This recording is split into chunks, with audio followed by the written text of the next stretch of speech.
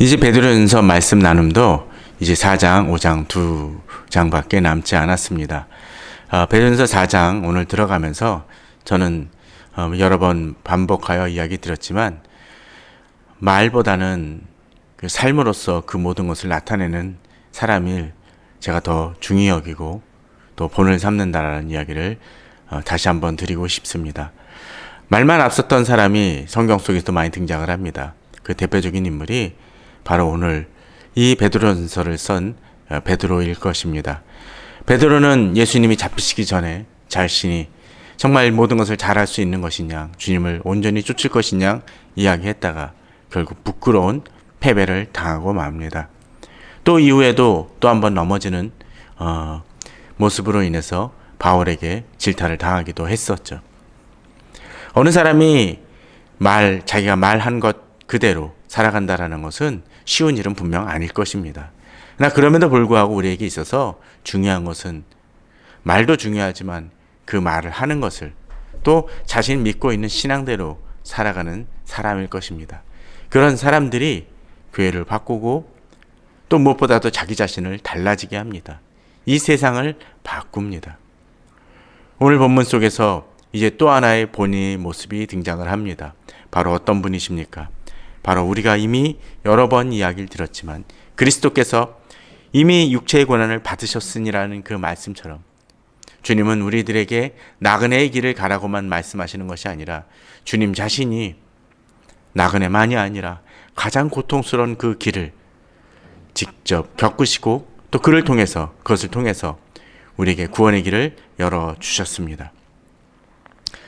그런데 주님께서 이렇게 육체의 고난을 받으셨으니라고 하면서 베드로는 너희도 같은 마음으로 갑옷을 삼으라고 되어 있습니다. 같은 마음으로 갑옷을 삼으라고 이야기합니다. 그 얘기는 무슨 얘기입니까? 우리 자신도 마음의 준비를 해서 우리에게 일어나는 여러 가지 일들에 대해서 대처할 수 있어야 된다는 것입니다. 어떤 때 그런 때가 있는 것 같습니다. 우리가 참 말은 많이 하지만 쉽게 사람들이 무너지는 이유가 무엇일까요? 바로 이렇게 자신에게 일어날 일을 대비하지 아니하고 갑옷을 삼아 그 어떤 공격도 막아내려고 힘쓰는 것처럼 자기 자신을 준비시키지 못하기 때문일 것입니다. 고난에 대해서 이야기를 하지만 고난이 닥칠 일에 대해서 준비하지 않는 사람은 어리석은 사람이거나 둔감한 사람입니다. 베드로는 자신의 경험이 있었기 때문에 더더욱 이렇게 얘기하는 것 같습니다. 그리스도께서 이미 육체의 고난을 받으셨으니 우리도 주님의 제자라면 그 마음을 가지고 이것을 대비해야 된다는 것입니다. 갑옷을 삼으라고 되어 있습니다. 단단히 준비하라는 것이죠. 그렇습니다. 영적 전쟁은 결코 쉬운 것이 아닙니다. 본문 속에서는 또한 이렇게 얘기합니다. 육체의 고난을 받은 자는 죄를 그쳤음이니라고 나오는 것은 이런 것 같습니다. 육체의 고난이라는 것은 바로 우리가 육체의 시련과 어려움, 유혹을 이겨나가기 위해서 노력할 때에만 죄를 그칠 수 있다는 것입니다. 이 전쟁은 한두 번의 게임이 아니라 계속적으로 반복적으로 일어날 일이라는 것이죠. 마치 운동을 열심히 한 선수는 실제 경기에서도 잘 싸워 이길 수 있는 것처럼 바로 우리도 그렇게 노력하지 않는다면 우리에게 일어난 여러 가지 육체적 위기 속에서 육체의 유혹이라든지 세상의 유혹 속에서 그것을 이겨나가기 힘들 것입니다. 또 마음에 대해서도 역시 결단을 해야겠죠. 그렇게 나감을 통해서 우리는 이 전쟁을 이겨나갈 수 있습니다. 특별히 주님께서 우리의 본이 되어주셨기 때문에 우리도 그러한 본을 쫓아 나아가야 될 것입니다. 또한 본문은 이렇게 얘기합니다. 2절에서 그 후로는 다시 사람의 정욕을 따르지 않고 하나님의 뜻을 따라 육체의 남은 때를 살게 하려 함이라. 그렇습니다. 우리가 육체의 고난을 이겨냈다라는 것은 우리에게 일어난 사람의 정욕을 끌어내는 것입니다. 마치 다이어트하는 사람이 자기에게 살찌게 할 수 있는 음식에 대해서는 이런 부분들을 경계하고 돌아보는 것처럼 우리 자신도 그렇게 열심으로 우리 자신을 돌아보아야 합니다. 그렇게 해서 우리 자신의 육체의 유혹에 대해서 그 정욕에 대해서 끊어내어 버릴 것은 끊어내어 버림을 통해서 싸워 나가야 된다는 거죠. 물론 우리들은 과거에 그렇지 못했던 삶을 살았을 수도 있습니다. 그러나 그렇다고 치더라도 이제는 우리에게 중요한 것이 무엇입니까? 오늘 본문에 2절에 나온 것처럼 하나님의 뜻을 따라 육체의 남은 때를 살게 하려 함이라. 바로 남은 때 전, 바로 내가 지금까지 걸어온 길 속에서는 내가 많이 실패하고 넘어졌을 수도 있을 것입니다. 그러나 우리가 비록 이전에는 넘어지고 실패했다 할지라도 그것이 우리 남은 때도 그렇게 함부로 살아가야 된다는 것을 이야기하지는 않습니다. 중요한 것은 남은 때를 이제 어떻게 살아갔냐 하는 것입니다. 서로 앞부분에서 내가 열심으로 살아갔다 할지라도 이 남은 때를 제대로 살아가지 않는다면 우리는 실패한 자로서 그치고 말 것입니다. 그런데 우리들은 종종 과거의 답습으로 인해서 그냥 그것을 유지하고 살아가려고 합니다. 마치 이런 거죠. 우리가 광주로 가는 기차를 타고선 이 기차 혹시 부산으로 가지 않나요? 부산으로 가지 않냐고 얘기한다면 그 기차가 아무리 내가 질문을 하고 내가 마음속으로 결단을 한다 할지라도 내가 이제 부산으로 가리라고 마음을 결정한다 할지라도 그 기차가 갑자기 부산으로 갑니까? 아닙니다. 바꿔야 됩니다. 또 이런 예를 들고 싶습니다. 아무리 최신식 내비게이션을 가지고 그것을 가지고 나아가려고 한다 할지라도 운전을 한다 할지라도 목적지로 간다 하려고 할지라도 최신식 내비게이션이지만 그 안에 있는 데이터는 아주 오래된 도로의 정보와 또 여러 가지 교통 상황을 그냥 담고 말아버렸다라면 그것을 가지고 우리가 길을 제대로 찾아가는 것은 어려울 수 있다는 것입니다. 우리 잘못된 관습, 그 유혹적인 부분들을 그냥 방치하고 우리가 살아간다라면 우리 남은 때를 이겨나갈 수 없습니다. 그러게 우리는 하나님의 뜻을 따라 쫓아 나가야 됩니다. 그렇다면 우리가 또한 어떻게 해야 될까요? 그렇게 쫓아가기 위해서 어떻게 해야 될까요? 3절은 이야기합니다. 너희가 음란과 정욕과 술취함과 방탕과 향락과 무법한 우상 숭배를 하여 이방의 뜻을 따라 행한 것은 지나간 때로 족하도다. 우리의 남은 때가 아닌 그 이전의 삶을 베드로는 다시 지적을 합니다. 그 삶은 어떠했습니까? 세상의 유혹에 넘어지고 실패하는 삶이었다라는 것입니다.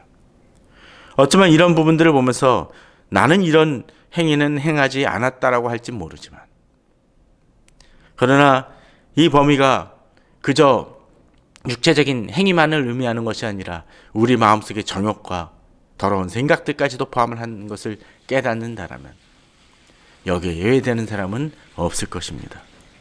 3절에 특히 후반에 이방인의 뜻을 따라 행한 것은 이제 남은 때에 우리가 살아가야 할 뜻은 누구 뜻입니까? 하나님의 뜻이죠. 그러나 여기서 어떻습니까?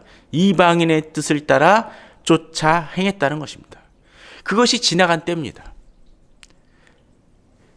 그러나 지나간 때가 어찌하건 간에 이제 우리에게 필요한 것은 남은 때입니다.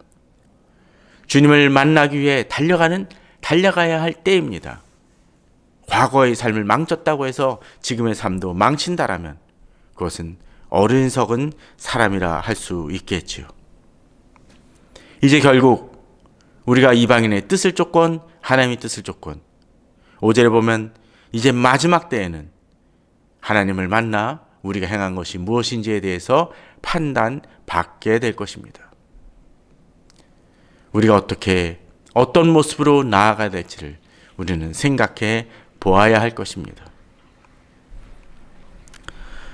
또한 이제 주님은 이제 그렇게 얘기합니다.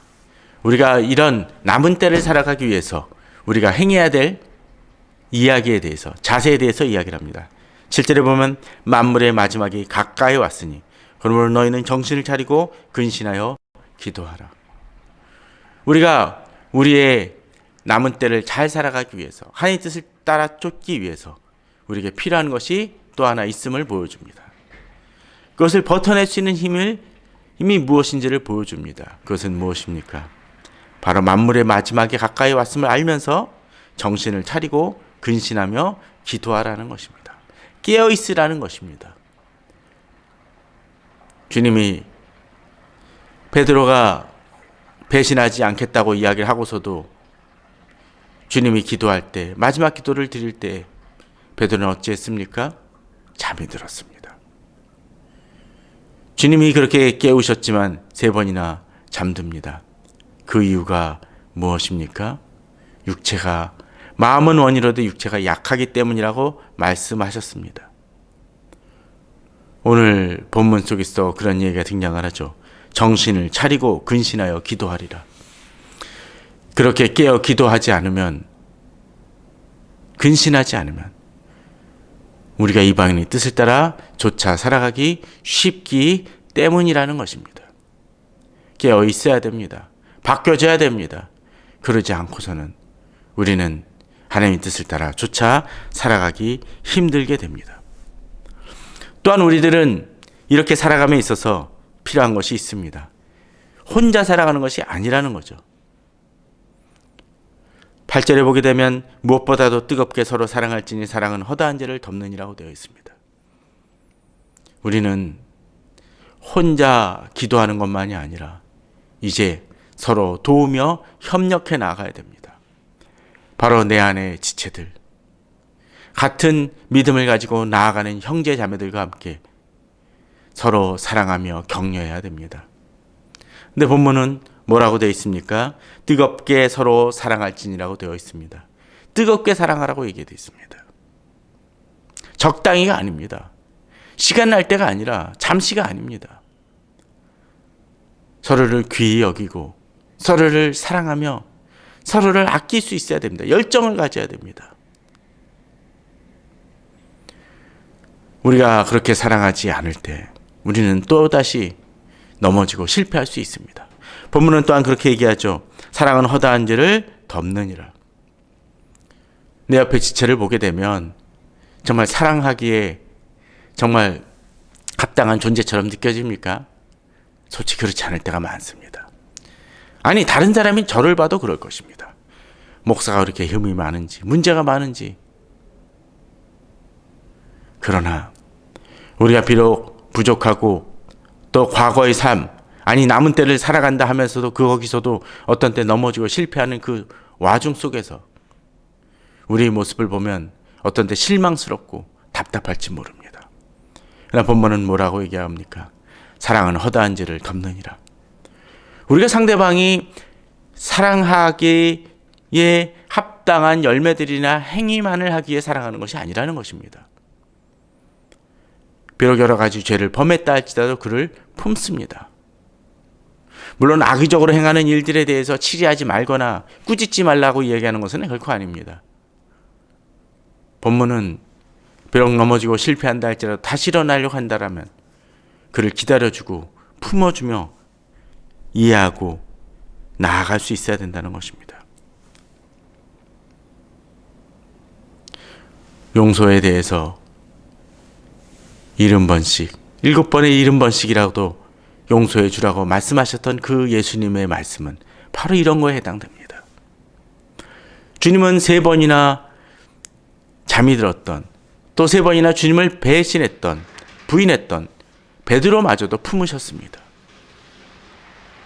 그렇게 우리를 참으셨던 그 주님의 사랑을 생각한다면 내 주변에 있는 이들을 사랑하지 못하는 것은 정말 뻔뻔한 행위가 될 것입니다. 또한 오늘 본문에 보게 되면 이제 그 사랑이 구체적으로 나아감을 보게 됩니다. 서로 대접하기를 원망 없이 하고. 그렇습니다. 사랑은 그저 말로만이 아닙니다. 뜨겁게 사랑한다라는 것은 그냥 찬양을 드리면서 우리는 한 공동체, 한 사랑이라고 이야기하는 것도 포함될 수 있을지 모르지만 그 이상을 넘어 서로를 섬기며 서로의 부족을 채워져 나갈 수 있어야 됩니다. 지난주에 이야기했던 그 추수감사절의 의미도 바로 그런 의미와도 역시 이 본문과 연결되어집니다. 그런데 우리들은 종종 그 섬김에 있어서 대가를 요구하기도 하죠. 아니, 대가를 요구하진 않는다 할지라도 머릿속에 두고 생각을 합니다. 그러나 그것이 아니라는 겁니다. 원망 없이 하라는 얘기죠. 10절에 보면 이제 각각 은사를 받은 대로 하나님의 여러 가지 은혜를 맡은 선한 청지기 같이 서로 봉사라고 되어 있습니다. 우리가 그렇게 사랑하고 남의 죄를 덮어줄 수 있는 이유가 뭡니까? 본문을 보게 되면 우리를 선한 청지기라고 하고 있습니다. 청지기는 자기 자신을 위하는 사람이 아닙니다. 다른 사람을 돕고 그 사람들의 편의를 제공하며 그 사람들을 섬기는 역할을 합니다. 바로 우리가 선한 청지기가 되어야 된다고 얘기를 합니다. 그런데 이 부분은 일방적인 것이 아님을 본문은 보여줍니다. 어떻습니까? 서로 봉사합니다. 서로 청지기처럼 여기며 행동하기 때문에 서로를 섬기고 도울 수 있습니다. 특별히 어떤 때 그럴 때가 있습니다. 내가 열심히 음식을 장만해서 내 옆에 있는 집사님을 섬기는데 그분은 한 번도 내게 식사 대접을 하지 않습니다. 그럴 때 불편할 수 있습니다. 그런데 본문은 이제 그 은사나 섬기는 방법이 서로 다를 수 있음을 보여줍니다. 각각 은사를 받은 대로 하나님의 여러 가지 은혜를 맡은 선한 청지기같이 서로 봉사하라. 어떤 얘기입니까? 바로 내가 받은 은사대로, 은혜대로 내 옆에 있는 이들을 돌보며 섬긴다는 것입니다. 또 그 은사는 한 가지만 있는 것이 아닐 수 있다는 걸 본문은 보여줍니다. 그렇습니다. 내가 있는 은사로 다른 사람을 섬길 수 있어야 됩니다. 그 은사가 서로 어떤 것인지 모른다 할지라도 잘 섬기고 도울 때 진정한 변화는 일어납니다. 아름다운 공동체가 됩니다. 그 세상 나라를 위해서, 아니 하나님 나라를 위해서 같이 달려가고 섬기게 됩니다. 같이 격려하며 나아가게 됩니다. 그런데 이 수준은 어떤 정도의 수준일까요? 11절은 거기에 대한 답을 보여줍니다. 만일 누가 말하려면 하나님 말씀을 하는 것 같이 하고 누가 봉사하려면 하나님이 공급하시는 힘으로 하는 것 같이 하라. 여러 은사가 있을 수 있겠죠. 어느 사람은 말씀을 이야기하는 사람도 있을 수 있습니다. 저 같은 목회자만이 아니라 역시 조를 이렇게 여러 가지 자기 그 작은 공동체 소그룹을 맡고 있는 이 리더들도 하나님의 말씀을 전할 수 있습니다. 그런데 그 말씀을 어떻게 전합니까?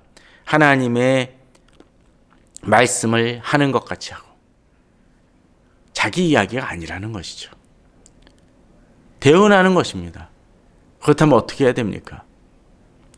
받는 사람도 하나님의 말씀을 받는 것처럼 받아야 되겠지만 무엇보다도 전하는 사람이 하나님의 말씀을 하는 것처럼 할 수 있어야 됩니다. 이 말씀을 오해해서 목회자의 말은 절대적이라고 생각하시는 분들도 있을지 모르지만 그렇게 얘기하는 것이 아니라 전하는 자가 그러한 소명과 열심으로 전해야 된다는 것을 보여줍니다.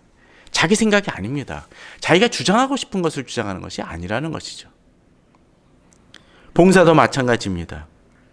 어떤 때 봉사하다 보면 내가 이렇게 섬기는데 왜 사람들은 날 인정해 주지 않지라고 하며 섭섭해할 수 있습니다. 본문은 그게 아니죠. 봉사하려면 하나님이 공급하시는 힘을 하라고 되어 있습니다. 내 힘으로 하면 지칩니다. 내 힘으로 하면 실망도 합니다. 내 생각으로 하게 되면 왜 내가 이렇게 하는데 인정해 주지 않지? 왜 보상이 안 이루어지지라고 생각할지 모릅니다. 본문은 하나님의 공급하시는 힘을 하라고 되어 있습니다.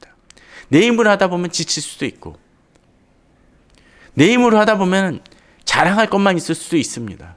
그러나 하나님의 공급하시는 힘으로 하니까 이제 자랑할 것이 없습니다. 왜? 하나님이 주신 힘이기 때문에 그렇습니다. 바로 이런 마음으로 서로를 섬기며 사랑하고 봉사해야 될 것입니다. 결국 이렇게 행할 때 주님께서는 예수 그리스도로 말미암아 하나님의 영광을 받으시게 한다고 되어 있습니다. 우리가 하는 선한 행위로 인해서 하나님은 예수 그리스도께 영광을 받게 하십니다. 이것이 제자도의 길이라고 얘기할 수 있을 것입니다. 이것이 하나님의 뜻대로 살아가는 이들의 모습일 것입니다. 남은 때를 살아가는 모습일 것입니다. 이러한 마음으로 서로를 섬기며 도우며 진정 주님의 나라를 준비하는 선한 청지기 같은 주님의 일꾼이 되는 우리 성도님들 되시기를 주님의 이름으로 축원합니다. 감사합니다.